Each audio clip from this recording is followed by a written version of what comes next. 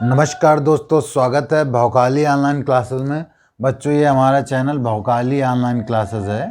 ठीक है, ये हमारा चैनल क्या है? भौकाली ऑनलाइन क्लासेस है। बच्चों, हम लोग अंग्रेज़ों के बारे में पढ़ रहे थे, आधुनिक भारत के बारे में। तो हम यहाँ तक पहुँच चुके थे कि अंग्रेज़ आ चुके थे पटना और बिहार और बंगाल, कासिम मजार, इन सब जगह पर उन्होंने कोठी बना रखी थी। तो यहाँ तक ये हमारा जो पिछले पार्ट में बता चुके थे, तो उसके आगे जो हम बताने जा रहे हैं। और हमारे चैनल में आपको हिंदी, मैथ, जीएस और रीजनिंग 4 सब्जेक्ट की आपकी जो भी एग्ज़ाम्स हैं आगामी आने वाले, उनमें सब में ये काम आएंगे। आप वीडियो देखिए और आपको चीज़ें समझ में आएंगी। हिस्ट्री का लेवल तो बहुत ही ऊपर है, लेकिन आजकल जो भी एग्ज़ाम हो रहे हैं, जीएस एक अच्छे लेवल में पूछी जा रही, कोई वन लाइनर से काम चलने वाला नहीं है।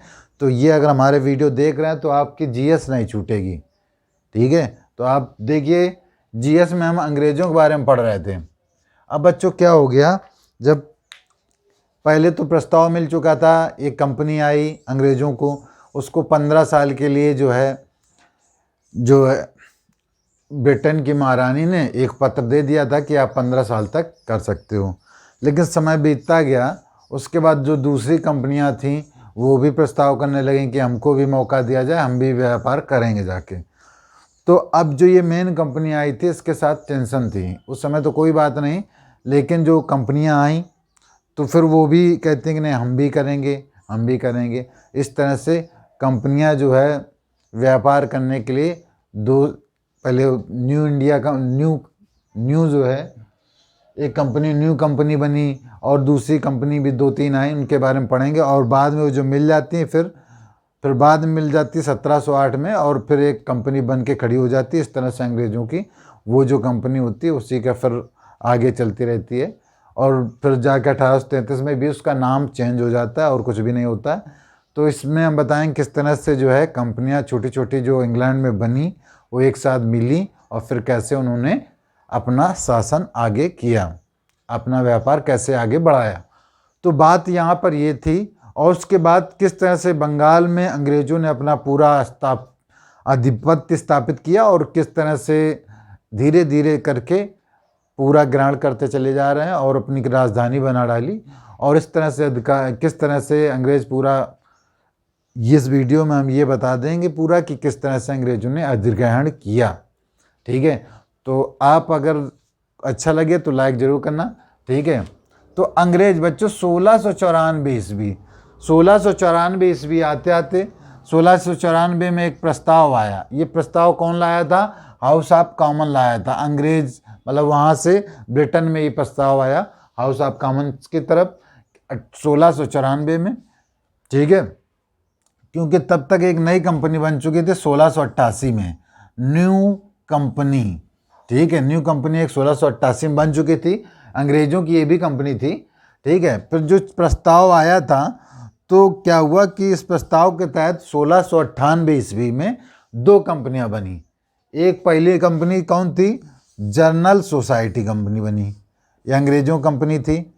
दूसरी एक कंपनी बनती, अंग्रेज़ों ने दूसरे लोगों ने बनाई, तो English company trading the in east, English company trading in the east, ये कंपनी बनी। तो ये 2 कंपनियां जो बनी हैं ये 1698 में बनी थी। 1694 के प्रस्ताव, हाउस ऑफ कॉमन्स का जो प्रस्ताव थे, उसके तहत जनरल सोसाइटी बनी थी और English company trading in the east बनी थी। ये 2 कंपनियां बनी थी। पहले से मौजूद थी कंपनी, न्यू कंपनी 1988 में बनी थी। ठीक है, तो ये पहले समझ, ये 1988 नहीं, ये 1688 है, ये गलत लिख गया है। तो 1688 में बनी थी। ठीक है, तो अब ये क्या हुआ कि भाई इसे क्या हुआ कि व्यापार में घाटा होने लगा। अंग्रेज़ों को क्या हुआ कि एक कंपनी इधर भाग रही, एक कंपनी इधर भाग रही, मतलब एक कहते हैं यूनिटी में पावर होती है, तो यूनिटी ख़त्म हो रही थी। तो इस वजह से उन्होंने एक प्रस्ताव आया, और ये हुआ 1708 में। 1708 में ये company general society English company trading in the east, ये कंपनी और साथ में न्यू कंपनी, ये तीनों कंपनियां मर्ज हो जाती हैं। मर्ज जो ना मतलब तीनों कंपनियां मिल जाती हैं बच्चों। जब मिल जाती हैं तो एक बड़ी सी कंपनी बनती है, the United Company of merchant of London trading to the East Indies. इतनी बड़ी कंपनी बनती है, ठीक है, इसका नाम याद रखना। ये 1708 में बनी। तीनों कंपनियां का कुछ कुछ मिला के बना दिया गया। द यूनाइटेड ले लिया गया, ठीक है। Company of merchant of London trading to the East Indies, ये कंपनी बड़ी बनी 1708 में। इन तीनों कंपनियों को मर्ज होके जुड़ के, वो नाम बड़ा था, धीरे धीरे चलता रहा, धीरे धीरे समय बीतता गया। चलते चलते जब 1833 आता है बच्चों, तो ये हुआ कि नाम चेंज कर दिया जाए। तो 1833 में इसका नाम बदला गया, इसी कंपनी को इसको रखा गया ईस्ट इंडिया कंपनी। क्या रखा गया? East India company. इस तरह से अंग्रेज़ों ने अपनी कंपनियों को कंट्रोल किया और एक कंपनी बना दी, ईस्ट इंडिया कंपनी, जो आगे तक चलती रही थी। और जो 1857 का जो पहला क्रांतिकारी आंदोलन हुआ था, पहला विद्रोह हुआ था, तो उसके बाद से ये कंपनी का अस्तित्व हटा दिया जाता है। व्यापार के बहुत सारे इधर भी छूटे हैं, बहुत सारी चीज़ें छूट ख़त्म कर दी गई थी, तो वो सारी चीज़ें आगे डिटेल से पढ़ी जाएंगी। इसमें ये बताया कि किस तरह से कंपनीज मर्ज हो जाती, एक कंपनी बचती 1833 में, ईस्ट इंडिया कंपनी, ठीक है। अब बात करते हैं कि बंगाल में किस तरह से अंग्रेज़ों ने आधिपत्य स्थापित किया। बंगाल में 1651 की बात है, पहली छूट मिली थी। 1651 में बंगाल में पहली छूट मिली थी बच्चों, जिसमें जो ग्रेबियन बॉटन थे, ग्रेबियन बॉटन जो थे एक चिकित्सक थे, एक डॉक्टर थे।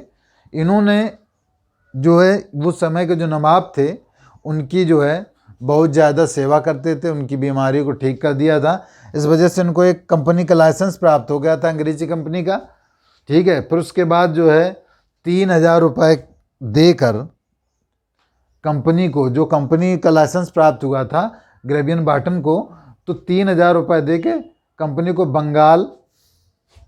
बंगाल, बिहार, उड़ीसा, तीनों जगह उस वो स्टार्टिंग वाले एरिया में तीनों जगह, ये देखिए आपको कैलेंडर में बता देता हूँ कि ये जो एरिया था, यानी कि पूरा जो ये बंगाल, ये पूरा बंगाल और ये उड़ीसा और ये बिहार, ये पूरा क्षेत्र जो है फ्री में व्यापार करने को मिल गया था।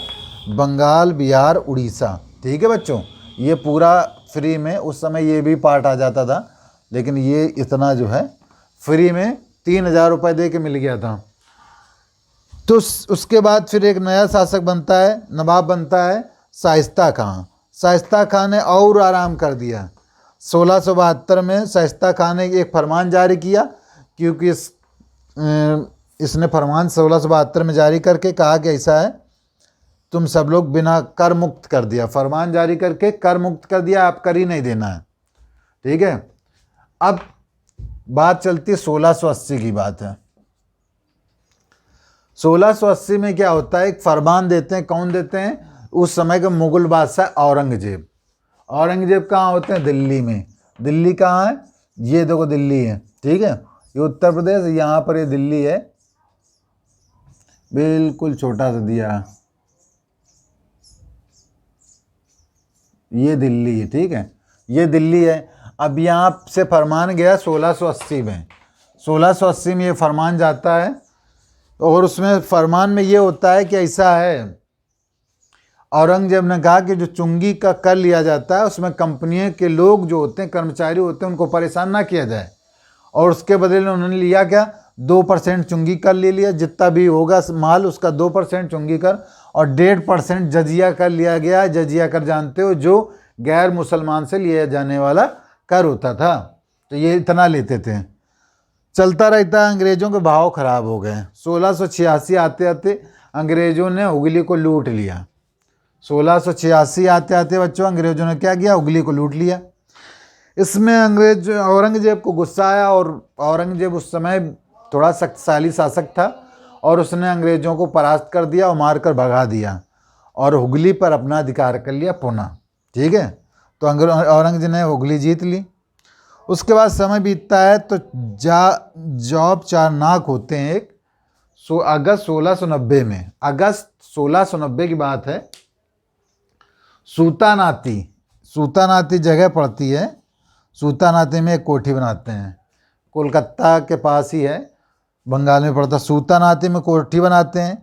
उसके बाद कलकत्ता को एक प्रकार से कलकत्ता को एक भावी राजधानी के रूप में अपना गठित कर लेते हैं कि वहाँ से पूरा व्यापार होगा। तो एक भावी राजधानी कलकत्ता बन जाती है, जो फिर परमानेंट राजधानी बनी रहती है। तब जाकर 1911 में कहीं जाके वो दिल्ली ट्रांसफ़र होती है, बताएंगे आप लोगों को। तो कलकत्ता एक भावी राजधानी बन जाती है। बंगाल के नवाब, बंगाल में एक नवाब बने अजीज़ उस शान। क्या नाम है? अजीज़ उस शान। 1698 ईस्वी में इन्होंने क्या कहा, इन्होंने दे दिया सब, सूतानाती, कालीकाता, गोविंदपुर को पूरी छूट दे दी। इनके जमींदारी जो है अंग्रेज़ों को दे दी, कुछ पैसे लेके अंग्रेज़ों को जमींदारी दे दी। इस तरह से पूरा जो है बंगाल पे कवर होता चला गया। ठीक है। अब तो आप लोग देख रहे होंगे, उसके बाद फिर जो है इंग्लैंड की जो रणनीति होती है इंग्लैंड के सम्राट की, कि फोर्ट विलियम बनाने की, तो उन्होंने एक फोर्ट विलियम बना था कलकत्ता में। ठीक है, जिसके जो पहले प्रेसिडेंट सर चार्ल्स आयर थे। 1700 में ये बनाए गए थे। Sir Charles Eyre, Fort William बनाया गया। तो प्रेसिडेंट नगर के नाम से जाना जाता था कोलकाता को। ठीक है। और यहाँ पर जो है 1774 से 1911 तक भारत की राजधानी बनी। जो कोलकाता है 1774 से 1911 तक भारत की राजधानी बनी। तो फोर्ट विलियम कहाँ बन गया बच्चों? कलकत्ता में बन गया। तो इस तरह से बंगाल पर किस तरह से अधिकार हुआ, सारी चीज़ें हम बताते जा रहे हैं। और जो अगला वीडियो आएगा, अब जितना भी आएगा अच्छा ही आता जाएगा और इम्पॉर्टेंट आता जाएगा। जो पेपर में बहुत इम्पॉर्टेंट है, आधुनिक भारत के वीडियो बिल्कुल ना छोड़े बच्चों, क्योंकि पेपर में आधुनिक भारत से सबसे ज़्यादा आता है। ठीक है। तो अगर हमारा वीडियो आपको पसंद आ रहा हो तो उसको लाइक करें, सब्सक्राइब करें, शेयर ज़रूर करें। ठीक है। अपने दोस्तों को बताएं जिससे कि आपका भला हो सके। ठीक है। भोकाली ऑनलाइन क्लासेस में आपका हमेशा स्वागत रहेगा। थैंक यू, धन्यवाद।